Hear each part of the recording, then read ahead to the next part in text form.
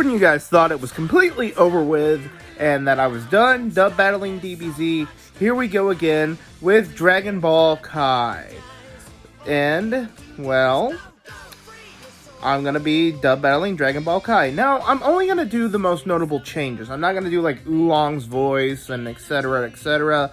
I'm going to do the main voices that I noticed the biggest change in, that are either improvements or really big issues. So, join me in this dub battle of Dragon Ball Kai versus the remastered dub of DBZ. Let's get things started and let's go! Dub battle all set, ready, go!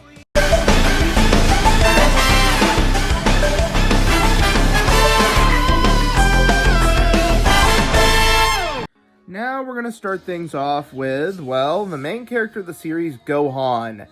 And Gohan, well, you guys have seen my dub battle and seen me compare him with Stephanie Nadonli and let her be the victor in this as well. This time he's going to be portrayed by Colleen Clickenbeard and Stephanie Nadonli again. So let's take a listen, and this time we're going to do in order of who voiced who first. That's how I do things. Let's take a listen to Stephanie's Gohan as always. These look delicious! Oh boy! Now that's weird!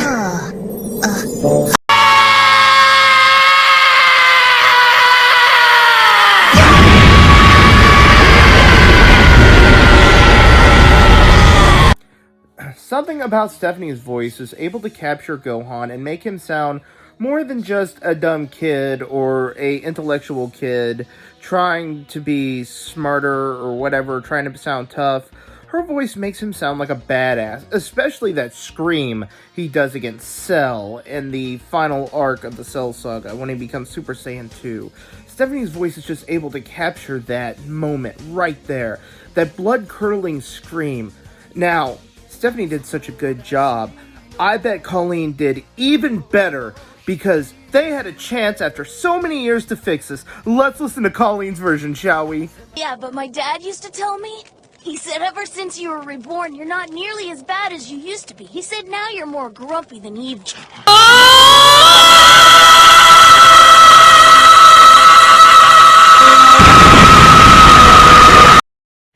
He's shit everywhere.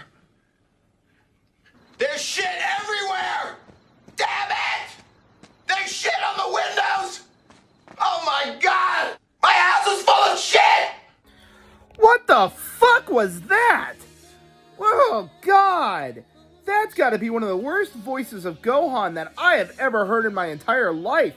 Who thought that Mickey Mouse sucking on helium would be a good voice for Gohan? That's what it sounds like. Mickey Mouse sucking on helium. It's awful. It's one of the worst things I've ever heard in my life.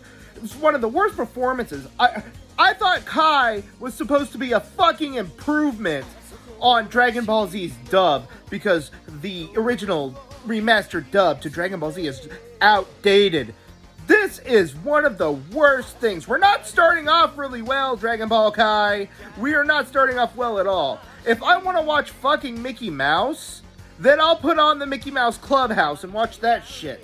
That's what Gohan sounds like. He sounds like Mickey Mouse. Woohoo! Okay, Dad! Woohoo! Alright, let's move on. Okay, I'm gonna stay with the good characters. There's gonna be Bulma. And Bulma did have a voice change. And as always, let's start with the original Bulma herself from Funimation, Tiffany Volmir's Bulma. Let's hear her. The truth is, you and I are some of the few people in the world that even know about the Dragon Balls or the dragon. Each ball has a different number of stars in it. See, this one has 5. Tiffany, like I said in my last dub battle between her versus the Ocean dub version, she just makes Bulma sound sexy. There is something with her accent that she does that just fits. It's a wonderful, perfect fit. I really enjoy her voice here. Okay. Let's listen to Monica Riel's version of Bulma. And anyone that knows me knows that I'm not exactly a fan of Monica Riel in any form or any fashion, but I will give credit where credit is due and where talent is due. Let's listen to Monica Riel's version of Bulma. Some Somebody's overdue for a shower. Come on, let's go. Well, come on. What? Your manners stink worse than you do? Hey, guys.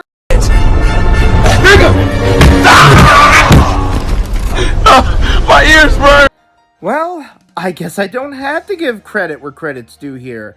This new and improved Dragon Ball dub isn't helping. Bulma sounds like a freaking 12-year-old. She's not supposed to sound like a 12-year-old here. Monica Riel's performance of Bulma doesn't give her a sexy voice at all. It makes her sound like a little kid who's barely hitting puberty here. Ugh, God, it's too squealy. And Monica has done some good voices before. I like her as Saki in Steel Angel Kurumi. So I know she's a good voice actress, but her Bulma just does not fit. And everyone seems to have her as the definitive Bulma. I don't see where you're going with this. Anyway, the winner of this round is Tiffany Volmir. And sorry, Monica, you lose your jelly beans. Well, now that I'm done with the good guys that had voice changes, let's go on to the bad guys. Or anti-heroes. Well, I'm going to go with bad guys for now. And the first one I'm going to bring up is Jace from DBZ. Originally, he was performed by Chris Sabat doing a very stereotyped Australian accent. And then he became voiced over again by Jason Liebert. Or I hope I spelled or pronounced his last name right, because I don't know. Anyhow, let's listen to Sabat's version first.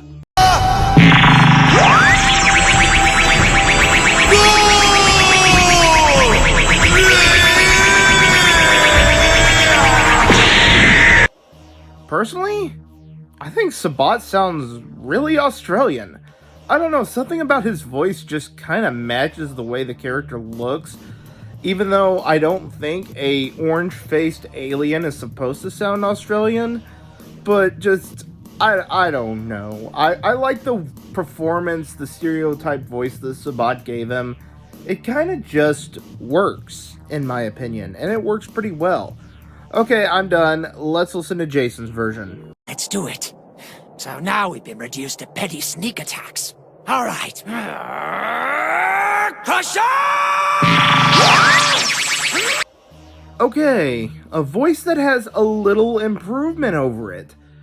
In fact, I actually kind of like Jason's version a lot. For once, it doesn't sound like I want to stick needles in my ears when I hear a voice change in this version. So, who's the winner? Who sounds the best? Well, honestly, I'm gonna go with Jason.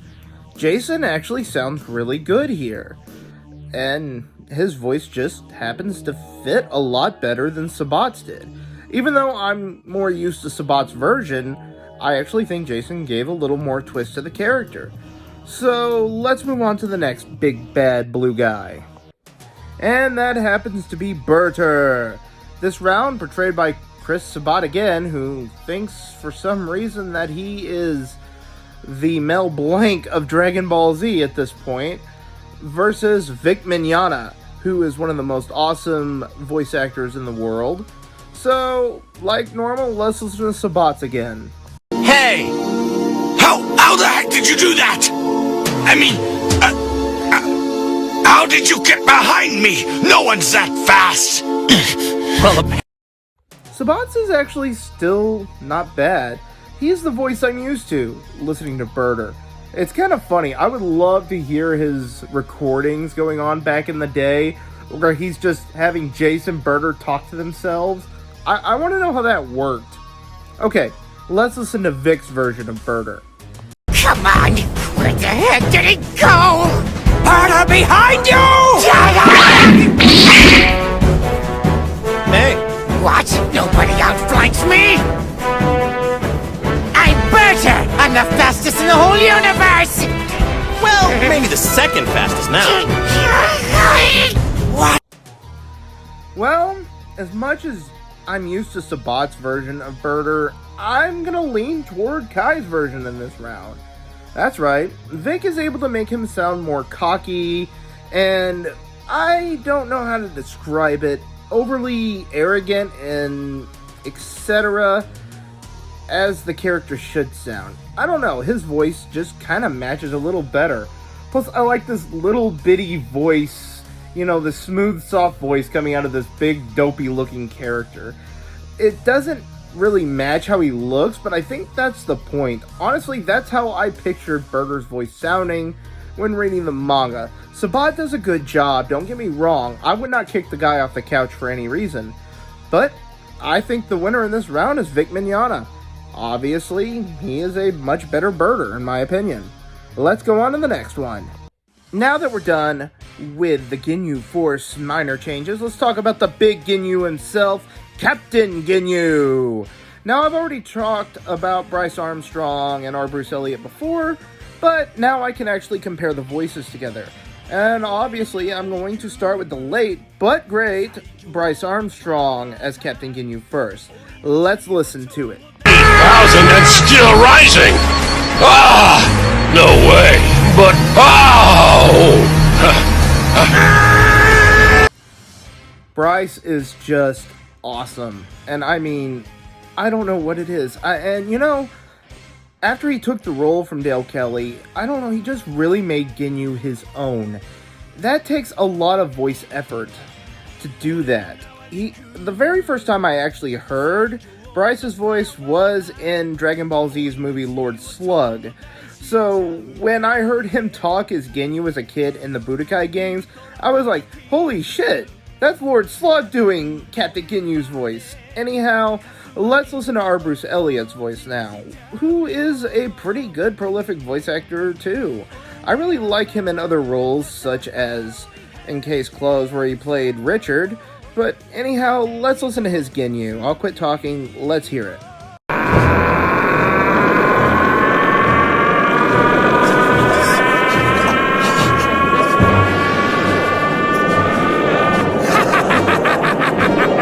Have a look! Tell our friends how high my power level is now!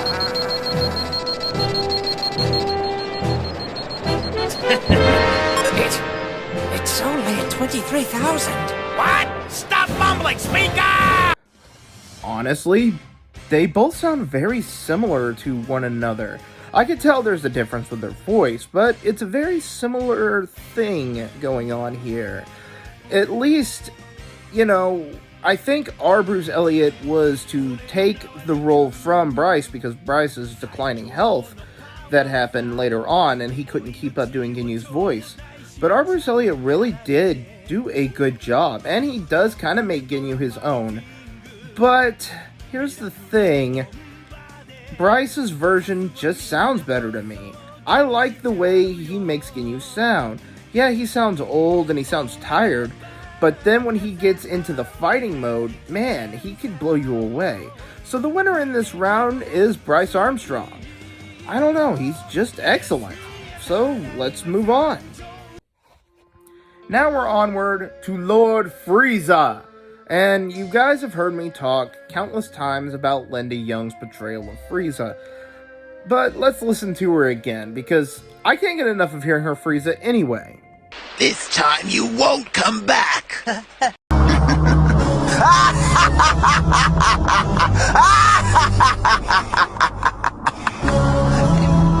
Not over yet. That's a good one, kid. You're a funny little guy. Linda is fantastic. She sounds so otherworldly that it's just incredible. Oh man. Talk about being casted right the perfect time too. She was able to really change up her voice quite a bit here. Okay, let's listen to the awesome Chris Ayers version of Frieza, and then we'll talk and compare about it after I'm done. Exasperating to find you've underestimated your opponent, isn't it? Too much stock in your escape, though if you like, I can bring you closer to home! Hope you aren't afraid of heights. Oh man, this is really hard to do. Linda's portrayal is so frightening and scary, and it's just amazing how she could turn her voice to that. How she could just sound so freaking dominating. But then Chris Ayers comes out of nowhere, and he just makes Frieza sound just pure evil, like he's a remorseless killer. both of these actors do an incredible job capturing Frieza, and the performances are so different from each other that it's just so hard to pick. This is a really hard choice for me too, because I do enjoy Ayers in Dragon Ball Super. I think he's fucking amazing. Oh man, it is just so hard to choose between these two. But I'm gonna go with the Frieza that first struck fear into my heart, and that was Linda Young's Frieza. When she played Frieza, especially when they were fighting on Namek, her Frieza was able to strike fear into my heart. And for a while, that voice has submitted it to me, and it has stayed in my mind that no matter where I see a picture of Frieza, or how I see it, I hear Linda's voice coming out of that version, that photo, in the manga, everywhere. She has made Frieza a staple. I love Chris Ayers, but Linda Young, to me, will always be Frieza. So let's continue on to the next one. Now that we've done Frieza, I guess now we're done with the Frieza saga, and we can scoot over onto the Cell saga. And there are basically only two voices that I'm going to be talking about. Well, the last two. And they both happen to be androids. First, let's talk about Android 19, who I don't know his original voice actor's name, because it's really hard to pronounce, which it's probably not. And then in Kai, he was replaced by Todd Haberkorn. So let's listen to the original Funimation version first, shall we? It is close. Coming closer. Perhaps the one we seek. Perhaps. This one far surpasses the average human. We will destroy it. Yes, 20? This is not the human we seek. You know, I actually like his voice, but I do remember in like the 99 dub, they used to have a filter around his voice to make him sound more robotic. I'm kind of glad they got rid of the filter because it sounded kind of bad. Even though he's supposed to sound more cybernetic, it just didn't really fit. But I really like this guy's voice. He gives 19 a little bit of personality. Now, Todd is awesome. Let's listen to Todd's version of Android 19. The source is closing in on our position. Excellent. And it exceeds average human ability? First hypothesis. Source, Goku. First hypothesis rejected. Source is not Goku. Well, I don't like what they had Todd do. Todd, I know, is a great voice actor. He has done some really good voiceover before. I mean, hell, Full Metal Alchemist Brotherhood, he was fantastic in. Tokyo Ghoul, stuff like that. But I don't like the voice he's doing here.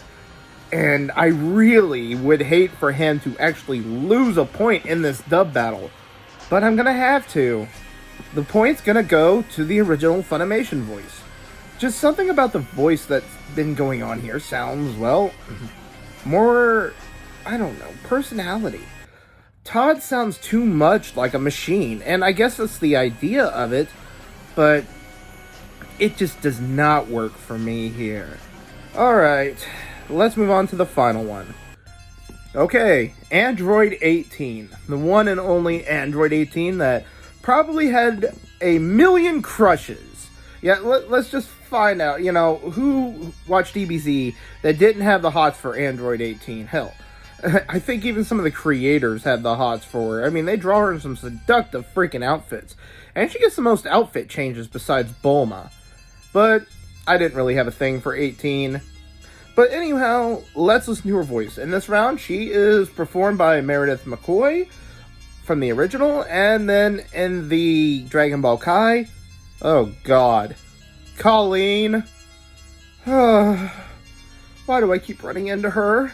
Well, maybe her voice sounds better than Gohan here. Okay, let's listen to Meredith McCoy's version of Android 18. Do enjoy destroying these cities. And how about you? Isn't it wonderful that these humans have so many buildings for us to annihilate? Oh man, something about her voice gives 18 a lot of personality, a lot of attitude. She's just fabulous. Something about her voice just makes her sound really sexy, too. I don't know, Meredith McCoy has a very seductive voice. So, yeah. Okay. Now I'm gonna give Colleen the benefit of the doubt. She's got to do better because she has done some great roles here. Like, Riza Hawkeye. Hell, she was in DBZ before in the BoJack's movie as one of the green-skinned alien women. So she has done some pretty awesome voices in the past. So let's hear Colleen. Let's hear her. I've got to hear her, and I'll give her a fair adjustment here. Why'd we land in the middle of nowhere? Boys love things like road trips, don't they? Listen to you. Still got a bit of human rattling around in there. That one wasn't so bad. At least she didn't make her sound as bad as Gohan. But there's just a problem here. Her voice doesn't seem to have that same, personality that Meredith McCoy's radiates. She radiates a kind of different energy. And I'm so happy they let Meredith McCoy come back and voice her in Dragon Ball Super, because I would have been extremely upset if they didn't. Colleen is a great voice actress, don't get me wrong, she has some great performances. But in this, no, not in Dragon Ball. Her voice was not meant to voice young boys, and it was not meant to voice Android 18, a character who is very seductive. The winner in this round is obviously Meredith McCoy. So that pretty much ends this dub battle here, everyone. So, yeah, I was expecting to go into Dragon Ball Kai for a full-fledged thrashing. I was going to thrash it completely for all the voice changes, but I didn't thrash it completely. There are some voice changes that I do like and hear really well. It's just, well, you just gotta look at it this way. When you're used to something being a certain way, you just kind of live in that old time, your old ways. But here, it was a little different, and sometimes change isn't a bad thing. A lot of times, like with Gohan, it is. But, however, yeah, what do you guys think? Do you guys like Kai better, or do you like the original remastered Z better? Tell me in the comments. Always remember, I'm listening. It is I, Chuck Huber, and I see you haven't subscribed to Mr. Tim. Shame on you all. You're missing out on so much anime reviews, number lists, and finally, interviews. What kind, you say? Voice actor interviews like mine. So, subscribe. Or I'll get the Dragon Balls and make you disappear.